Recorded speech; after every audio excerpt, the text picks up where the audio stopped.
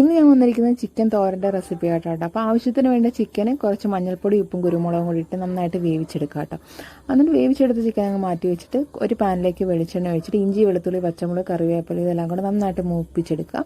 മൂത്ത് വരുമ്പോഴത്തേക്ക് നമ്മൾ അരിഞ്ഞ് വെച്ചിരിക്കുന്ന സബോളയും കൂടെ ചേർത്ത് കൊടുക്കുക കേട്ടോ. സബോള ഒന്ന് പെട്ടെന്ന് മാടി കിട്ടാൻ വേണ്ടിയിട്ട് അതിലേക്ക് കുറച്ച് ഉപ്പ്, മഞ്ഞൾപ്പൊടി, കുരുമുളക് പൊടി ഇതെല്ലാം കൂടെ ചേർത്തിട്ട് നന്നായിട്ട് വഴറ്റിയെടുക്കണം കേട്ടോ.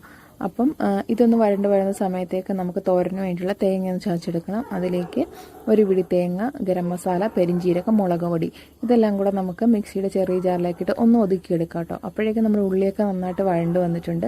ഇനി നമുക്ക് ആ ഉള്ളിയൊക്കെ വഴണ്ട് വന്നതിലേക്ക് ചിക്കൻ വേവിച്ച് വെച്ചിരിക്കുന്ന ചിക്കൻ ചെറിയ ചെറിയ പീസുകളായിട്ട് അരിഞ്ഞ് പിച്ചിയെടുക്കാം കേട്ടോ. അത് നമുക്ക് ഉള്ളിയിലേക്ക് ചേർത്തിട്ട് ഒന്ന് ഇളക്കി മിക്സ് ചെയ്തെടുക്കാം കേട്ടോ.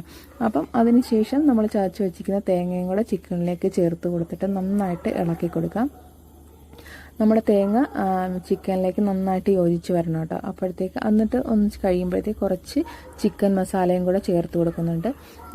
അതിനുശേഷം കുറച്ച് കുരുമുളകും കൂടെ ലാസ്റ്റ് തട്ടി കൊടുക്കുന്നുണ്ട് കേട്ടോ.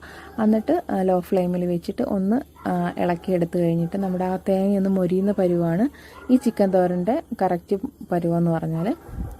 അപ്പം ആ ഒരു പരുവായി കഴിയുമ്പോഴേക്കും ഫ്ലെയിം ഓഫ് ചെയ്തെടുക്കാം കേട്ടോ. അപ്പോൾ നമ്മുടെ ചിക്കൻ തോരൻ റെഡി ആയിട്ടുണ്ട്.